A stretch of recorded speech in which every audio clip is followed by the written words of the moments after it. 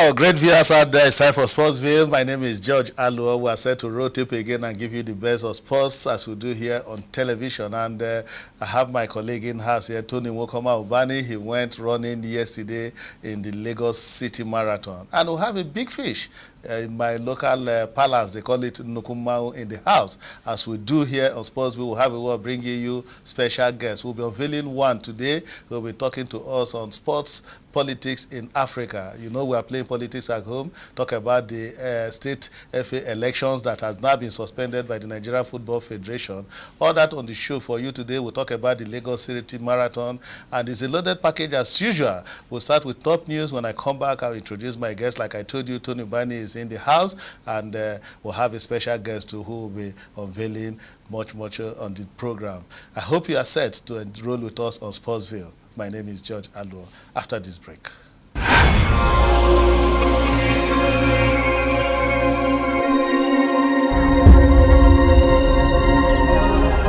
Hi guys, I'm Ray Parler from Arsenal and England. Please watch Sportsville.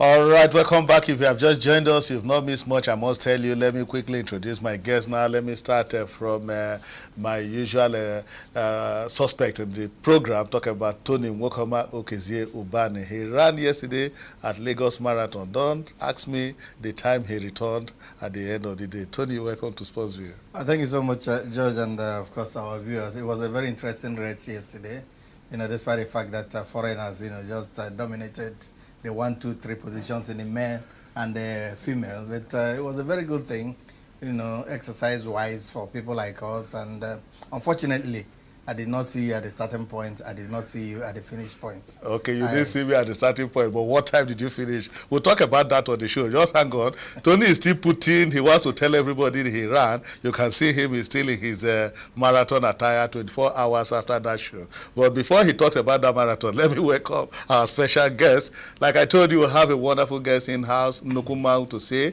He is a professional colleague. He has been in Cairo for over a decade working for the Confederation of African Football, CAF. He was in the media department. As a deputy director, I must tell you, he rose to that level, and he is one of those that makes CAF media department tick. Talk about Eric ASOMUGHA. We are proud to have him as a Nigerian, and he has done wonderfully well for the Confederation of African Football. On that note, let me welcome him to Sportsville. Eric, welcome to Sportsville. Thank you very much. My pleasure. All right, he is in the country. He is not one of the Nigerians in diaspora that will never come home. He lives out there in Cairo, but he's always in Nigeria to cool off, especially when it is cold out there in US and Cairo, where he lives. He comes to Nigeria to enjoy our wonderful weather. So Eric will be talking to us on the show. But before he talks on the show, let me ask Tony how he went at the marathon yesterday. Tony, you can see the results. You were there. Foreigners won everything. You said you didn't see me, so it's better I did not even run. Those of you who ran, we allowed foreigners. Somebody told me that Tony returned their time of 3 hours plus. But he will tell us that on the show. But he is laughing. All right, the man was one. I think my producer is saying it to you there. Suntayahu Legacy, the Ethiopian man.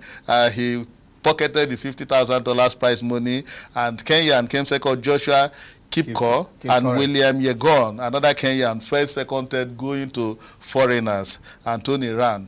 In the women's category, you have Dinke Beseret from Ethiopia, pocketing 50,000, and you see that both male and female, they collected the same prize money. Alesmesh Herepa of Ethiopia coming second, and Kebena Chala coming third. And in the Nigerian best, you have Sunday Manasa and Deborah Palm pocketing 1 million naira each. I think that was a good one. And the interesting thing is that this Lagos City Marathon has continued to grow from strength to strength. Tony, you were part of it. How did it go? Judge, it was interesting, and I think the turnout was very impressive, and it shows that Nigerians are beginning to imbibe the spirit of marathon. And honestly, the turnout was very, very good. And the organization, the organizational aspect of it, security, LASMA, everything was in order. And motorists, for once, obeyed the rules. Before this time, there was so much announcement on, the roads that were going to be closed and all those, and people really, hearken to all those information. But generally, it was a very good thing. Never at any time did we expect that any Nigerian is going to win the $50,000 prize money. For real? It's I think the importance is participation. Okay. And also the fact that it attracted almost about 57 countries, wow, to come to Nigeria. That's a very big plus. And I think that at the end of this marathon, the label is going to change. It's always changing, and that's the plus that shows that Nigeria now is from a bronze label to yes, silver label. Silver label, and it can still change to another label. Gold label. And I think when you talk about marathon now, Nigeria has positioned itself, with the New York Marathon, with the Boston Marathon, and all other recognized marathons in the world. Talk about the winners, Sontia Olegese, Ethiopia. Ethiopia did a clean sweep. Wow. In the male they came first and then allowed Kenyans the second and third. But then in the female, it was a total clean sweep by Ethiopians. And wow, when the Ethiopian lady, crossed the finish line, becoming the first woman to win it, so many people, there was so much jubilation. People thought it was a Nigerian because of the pronunciation. Somebody pronounced DK Meseret. DK Meseret. Her name is Dinke Meseret from Ethiopia, and then Almnesh Herapi and Kebana Chala. And then talk about the Nigerians that came first, Sunday Manasa and Deborah Palm.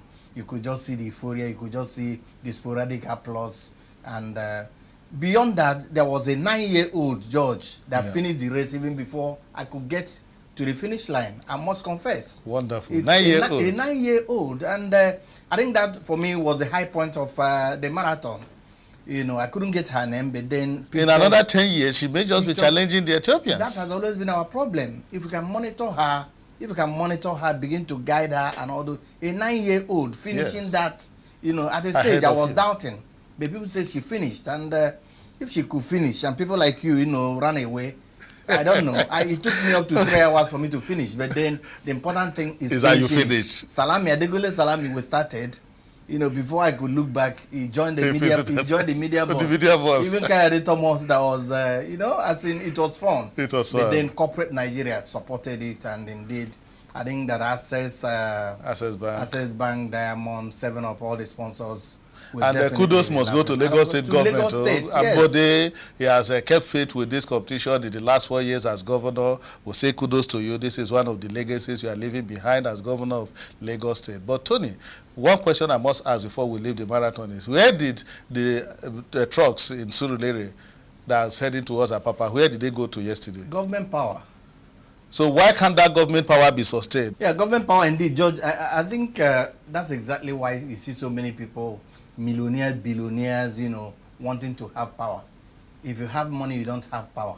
You don't have anything. I think, government showed its power yesterday. And of course, the trailers had to move. George, it shows that if they do something, if there are concerted efforts, Nigerians can be relieved from the torture of being in traffic for 3 hours, 4 hours, and of course the risk of deaths and accidents, that surround all of us, with those intimidating trailers on the road. Honestly, I just hope that Lagos State government and federal government will do something about the trailers on the road, because even as we speak now, so many companies have left Apata, including some newspapers. They've decided to run away from Apapa. Vanguard is looking for where to go to, because you don't just have road in Apapa, and I don't think that is good. It's not a good thing for Nigeria and for Lagos. Government should just do something. The marathon has shown that if we have the will, this container can just leave the road. Well, I will say congratulations to the organizers of Lagos City Marathon. Wonderful one it was yesterday, and congratulations to the winners from Ethiopia and Kenya. One day Nigeria will get there, especially with the 9-year-old we saw yesterday finishing that race. So I hope you have enjoyed the marathon, and you saw the clips there as brought to us by Matthew Okugbe, our man that covered it all. So it was a wonderful show. We'll take a break now. When we'll come back, we'll continue with the show. We'll now be talking about football and the politics of the game.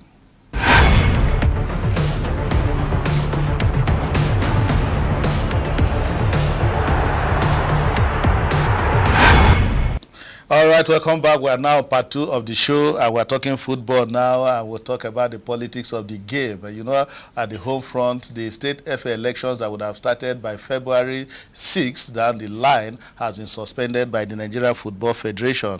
Tony is a member of the Reform Committee. They say they will go back, do everything, and ensure that acrimonies do not trade this election like the one we had that traded the NFF election. And enough of crisis in our sports. Now, on that note, let me share the thoughts that we have in the studio. Like I told you, Eric ASOMUGHA is somebody that has seen it all at the CAF level. Eric, NFF is state FA elections back home in the country, and the NFF have decided to suspend it and come up with an extraordinary congress. The Reforms Committee, which Tony, our own Tony here is a member, they want them to come up with resolutions. Moving forward, what do you think we should be doing? Well, it's all about administration. It depends on the status of NFF. Whatever decision is being taken should be based on the rule. I mean, the laid-down rules and principle of governing the Nigerian Football Federation. If there is a new decision that wants to be taken and they feel that is the right thing to do, I think they have to go back, look at the NFF status. And that would actually spell out the steps that should be taken. You know, people don't just come up and take decisions on their own. Otherwise, there will be no rule of law in the system. So I think that is the step they should take. Okay, and Tony, do you agree with NFF decision to suspend the NFF elections? Complaints here and there. Benue State, for instance, a chairmanship aspirant said he was being disqualified because he's a government official, and NFF statutes does not say that if you're a government official, you cannot run. You see what is happening in Delta State and all that. So the ball is in the court of the Reforms Committee now. Moving forward, what will you guys be doing? Yeah, Judge, I do not speak for the Reform Committee, and yeah, I know you are not speaking for them, but you're a member of the Reforms Committee. No, but I must clarify this, because even in the Reform Committee, the meetings that we held, you know, nobody has been empowered to speak for the Reform Committee. Okay. If there is anybody that should be speaking, should be Barrister Sheyi Akewo, the first Vice President of the Nigeria Football Federation, Barrister Sheyi Akewo. Okay, but as a stakeholder, do you agree with NFF decision to suspend the elections?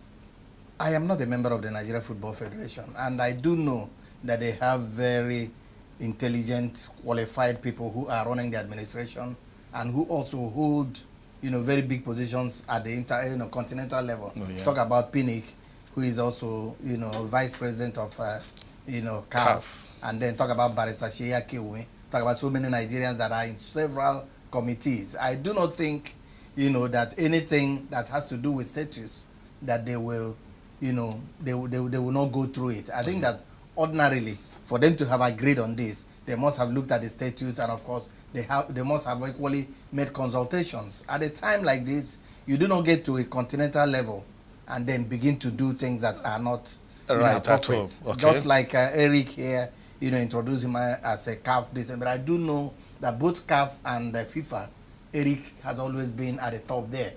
And of course, you get to a level, you know, that you do not begin to toy with things that you know that will burn your fingers. Exactly. Pinnick Amaju knows the rule of law.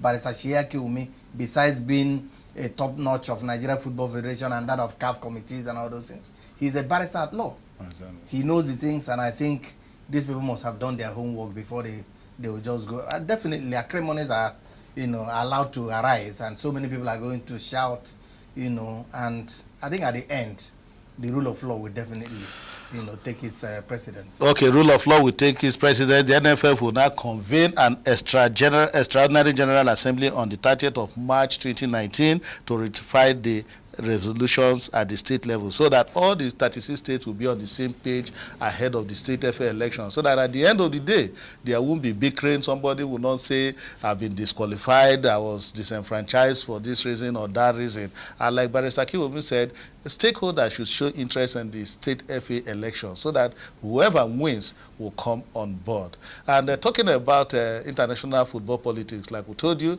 today Nigeria has the first vice president of CAF. Our friend here, Eric ASOMUGHA, we were with him in Addis Ababa during the elections. He never gave Pinnick Amaju any chance. He didn't work for him, and at the end of the day, Pini surprise anybody. Eric, let's share your thought. What happened in Addis Ababa where Hayatu was kicked out? You work for an Angolan, isn't it? Yes, I did. Well, though it's now history what happened in Addis, but we should learn a big lesson from that. So what lesson should we be learning from it?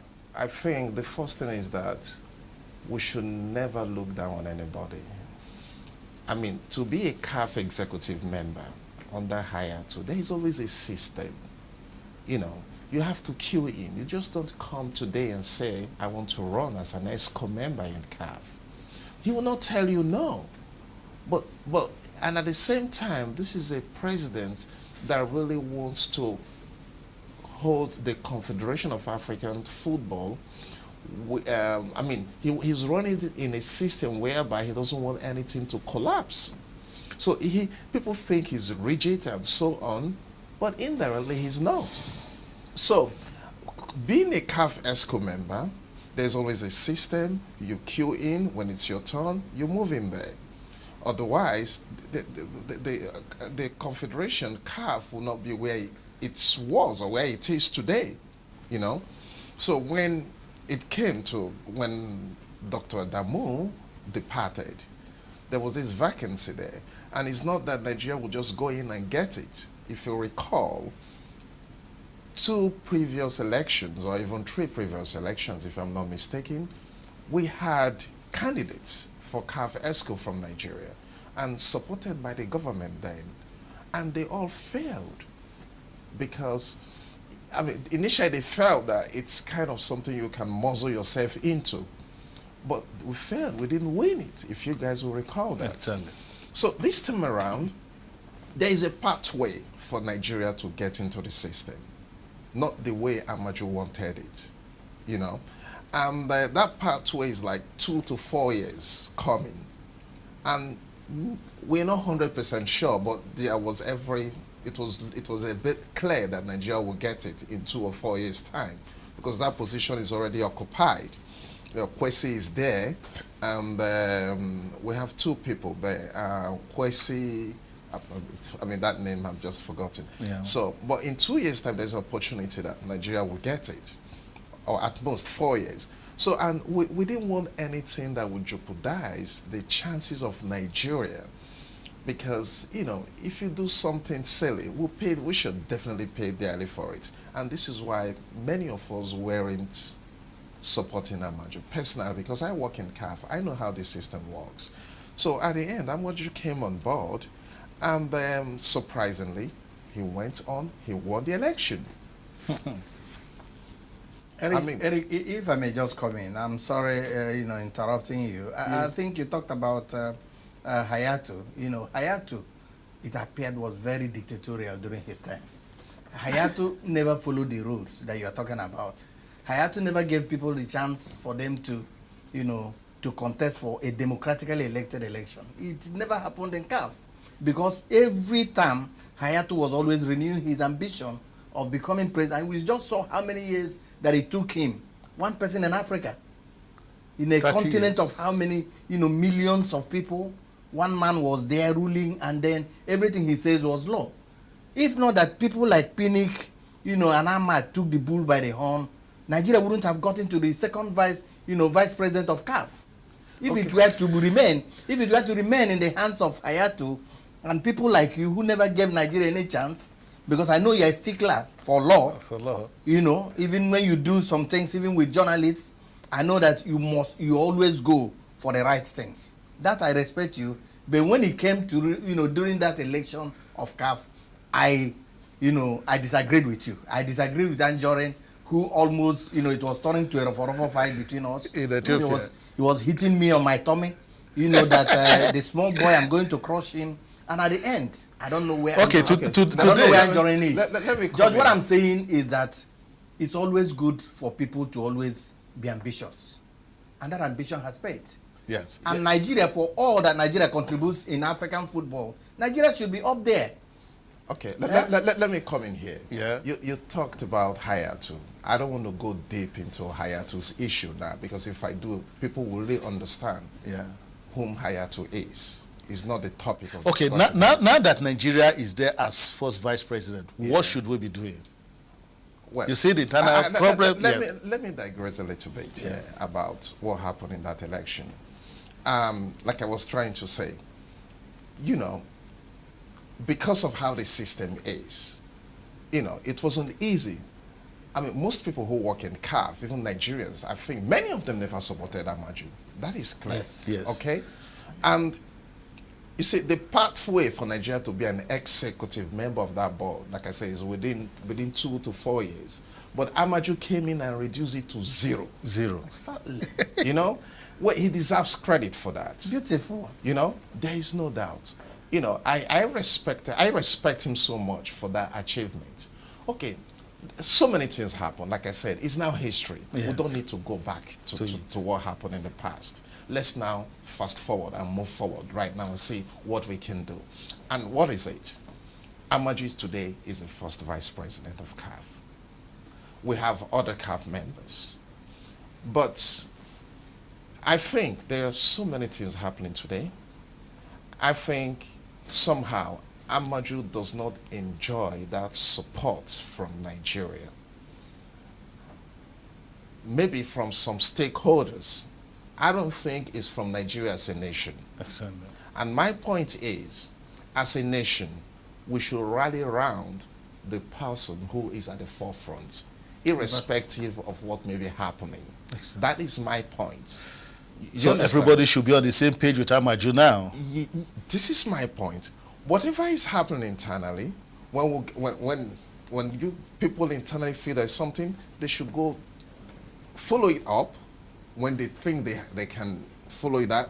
But at the moment, let us rally around or rally behind the person we have, because Nigeria first.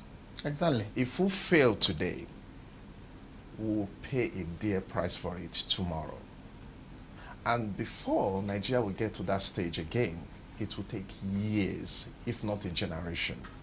Because there is no country in Africa today that is so small when it comes to football administration. We have the current president of CAF, who is from Madagascar. In Nigerian football, where is Madagascar? They qualified for the first time For the Nations Cup. for the Nations Cup.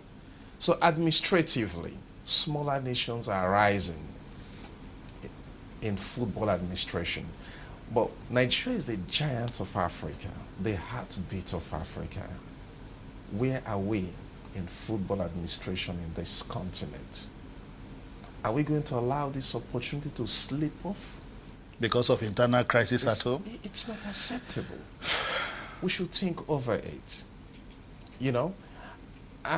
Being at the head will bring a lot of changes, development, if we believe in it.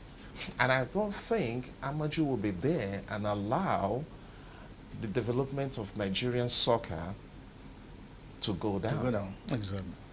You know, I knew when he became the new president of NFF, I remembered there was a referee course in Europe. You know, he took those guys to London, if I'm not mistaken, somewhere in London. Yes. You know, he paid for those guys. And I asked him, oh, why are you doing this? He said, no, we need to change the way things are done in Nigeria. He said, I'm there to change the face of Nigerian football. He told me that personally in Egypt. And I looked at him. But he has not even showed interest of being a CAF executive member. And I said, whoa, you're good to be there. You know, go and talk to, I said, we need to talk to Adamu, you know, so that, you know, we can know how things will work out. So I saw him then as somebody who is ready to change the image of Nigerian football, okay? But I fell out with him because of CAF executive committee position. But today you may not be, like you said, you may not be a fan of Amaju, but in the interest of the nation, we should rally around his administration. For me, I think we have no choice. We have no choice. So whatever people are holding against him internally, I mean, that shouldn't be a criteria to stop Nigeria from getting their, I believe, their rightful position in African football. Okay, you can hear that from Eric ASOMUGHA himself, that at the level that the Nigerian football is in CAF at the moment, we should not rock the boat. We'll take a break now. When we'll come back, we'll continue with the show. My producer is telling me that time is not our friend.